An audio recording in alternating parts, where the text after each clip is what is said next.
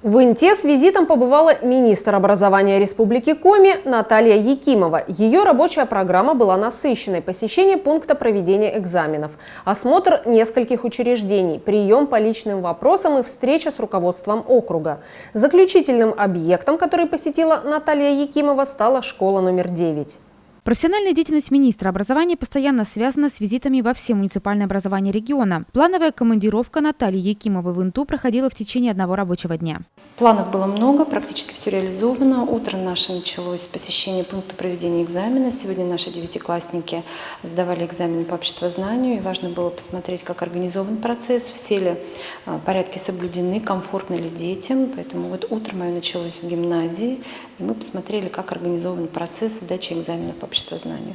Далее мы посетили нашу специальную коррекционную школу номер 43. Там у нас обучаются почти 70 деток с особыми потребностями и с особой организацией образовательного процесса. Посетили мы детский сад «Рябинушка», большой садик, который состоит из 2 корпусов. Не первый раз я уже в нем и смотрю, как реализуются различные проекты, как идет реализация средств, которые мы выделяем из республиканского бюджета на укрепление материально-технической базы. Ну и поделился руководитель планами на это лето, на перспективу. Конечно, мы провели рабочую встречу с руководством города, с Владимиром Алексеевичем, с его заместителями. То есть нам важно понимать, в какой ситуации и финансовой, и материально-технической находится отрасль образования, какие кадровые у нас возможности, какая потребность, как реализуются те или иные инициативы, в том числе мероприятия нацпроекта на территории НТ. Поэтому достаточно плодотворно мы поработали. Я провела личный прием граждан. Граждане приходили по разным вопросам. Постаралась дать исчерпывающие ответы, что-то взяла на заметку, вопросы все будут решены. Ну и сейчас вот мы находимся в средней общеобразовательной школе номер 9. Школа интересна тем, что, во-первых, она в центре города, и здесь много обучающихся. Эта школа активно участвует в реализации нацпроекта образования, и точку роста они открыли уже по естественно-научному направлению, буквально в прошлом году, и активно приняли участие в цифровой образовательной среде, и много других проектов они подхватывают и реализуют. И все эти проекты, они, конечно, в первую очередь повышают качество образования непосредственно в этой школе. Поэтому практически вот все запланированное сегодня реализовано. В 2021 году в школе номер 9 в рамках национального проекта образования появился центр естественно-технологической направленности «Точка роста». Это 3 кабинета, оснащенные по последнему слову техники.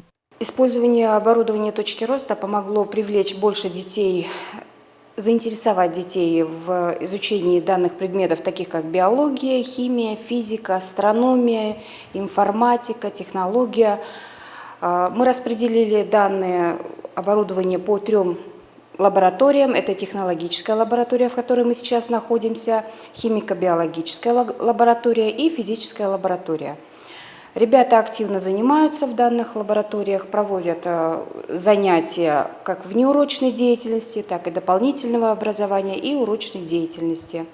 Проект «Точка роста» воплощается в жизнь на условиях софинансирования муниципального и республиканского бюджетов. Конечно, основная сумма предоставляется регионам. За счет выделенных денег было закуплено оборудование и новая мебель, цифровые лаборатории, микроскопы, приборы по электродинамике, молекулярной физике и оптике. Данное оборудование помогает учащимся в практической деятельности по таким предметам, как физика, химия и биология. В основном мы работаем со старшими классами, но у нас в будущем предполагаем, что будем еще больше вовлекать и начальное звено.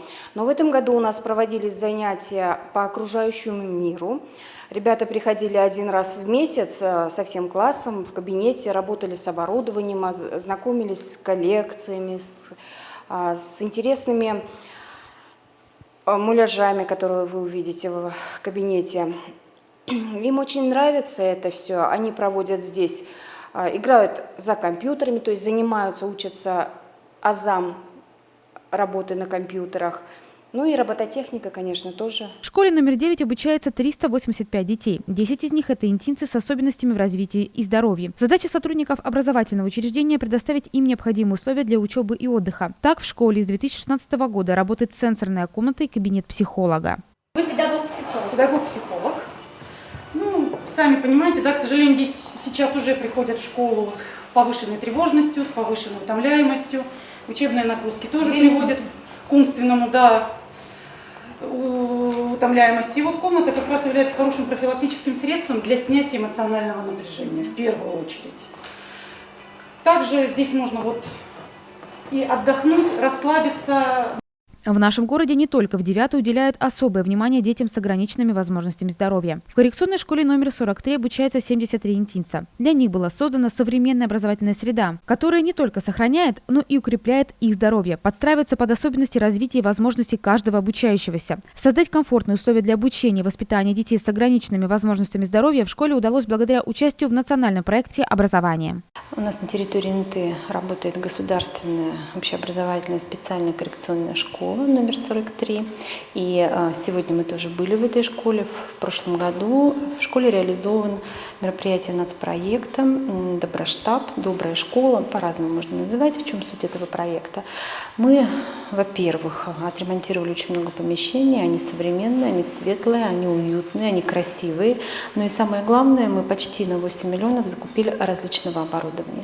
То есть сегодня, если мы посмотрим на эту школу, зайдем внутрь, пройдемся по кабинетам, мы увидим много мастерских, в том числе штукатурно-малярную мастерскую, то есть мастерскую труда, швейную мастерскую. Есть студия анимации, прекрасно оснащенные кабинеты логопеда, дефектолога, психолога, спортзал, тренажерный зал. То есть это все то, что необходимо деткам с особыми образовательными потребностями. Да, у них есть где-то трудности в обучении, но для этих детей самое важное – это активное вовлечение в труд и в практическую деятельность. И вот те мастерские, которые созданы благодаря нацпроекту образования, они позволяют им учиться интересно, с увлечением и развивают в них навыки, которые пригодятся для дальнейшей жизни. У нас оснащена очень прекрасная комната социально-бытовой ориентации. То есть это такое место, где дети учатся жить, учатся готовить, учатся взаимодействовать с социумом, учатся ходить в магазины, платить по счетам. Ну, то есть вот все вот это необходимо им в дальнейшей жизни. Просто им это чуть сложнее дается, чем, наверное, детям, которые учатся в простой школе. Поэтому условия созданы хорошие. Это также влияет и на качество их образования и позволяет им выбрать будущую профессию, потому что их обучение на этапе коррекционной школы не заканчивается, они также получают профессию, и это позволяет как раз им определиться, что они хотят. Очень многие наши детки после этой школы поступают и получают профессию повара, это замечательно на самом деле, и как раз вот кулинарная мастерская тоже есть в этой нашей школе. В Инте очень активно развивается юноармейское движение. Так, в 2019 году на базе школы номер 9 был создан Центр военного патриотического воспитания. Подробнее о его работе и достижениях рассказали министру образования региона Наталье Якимовой. В нашей школе непосредственно порядком 35 юноармейцев, в целом по городу около 200. В преддверии Дня юнармии мы будем принимать еще около 30 юношей и девушек в наши ряды. Движение растет, как в целом по России, так и на территории нашего муниципалитета. Благодаря слаженным действиям администрации округа, благодаря слаженным действиям силовых структур, ДОСАВ России, Центра спасателей, Спаскоми, ИНТА, благодаря войсковой части и общественных организаций, ветеранских организаций, нам удается осуществлять патриотическое воспитание молодежи в городе, проводить большие масштабные мероприятия. Такими крупными масштабными мероприятиями считаю турниры, которые мы проводим. На сегодняшний день их прошло уже 7. В текущем году, в апреле месяце, мы провели первый юноармейский туристический слет. Ребятам очень понравилось, так как они смогли немножко переориентироваться от военного направления на повседневную жизнь и оказаться, так сказать, в полевых условиях, побывать в автономной среде. Интинские школьники принимают активное участие в республиканском конкурсе школьного инициативного бюджетирования «Народный бюджет в школе». Ученики общеобразовательных организаций вместе со своими наставниками разрабатывают интересные проекты, защищают их на республиканском уровне, проходят отбор и успешно реализуют. Я хочу сказать, что ИНТА очень активна, школьники ИНТы очень активны в этом проекте. На самом деле проект очень интересный, но мне он лично очень нравится, потому что это проекты, которые идут от самих школьников. Они придумывают, они понимают, что они хотят сделать лучше, причем абсолютно разные разные направления, и спортивные направления. Кто-то музей открывает, кто-то реализует творческие свои какие-то идеи, задумки. Очень много национально-культурных проектов. То есть это то, что хочется нашим детям. Это одна история. А с другой стороны, они же получают навык работы над проектом. Это не просто описание идеи, то, что я хочу, это еще и финансово-экономическое обоснование. Каждый проект получает в среднем 90 тысяч рублей, и наши дети финансово планируют. Это тоже хороший навык для их будущей жизни. И вот за 3 года реализации проекта на народный бюджет в школе больше 10 миллионов было направлено на реализацию этих проектов. 129 проектов мы поддержали. И каждый год как раз школьники ИНТы также получают гранты на реализацию своих проектов. Уверена, что этот проект будет дальше развиваться, и то участие наших детей в этих мероприятиях, в проектах, они делают их же школьную жизнь интереснее и насыщеннее. В этом году в рамках проекта «Народный бюджет в школе» в гимназии номер 2 пройдут спортивные соревнования «Малые Олимпийские игры». В школе номер 8 будет создан школьный музей.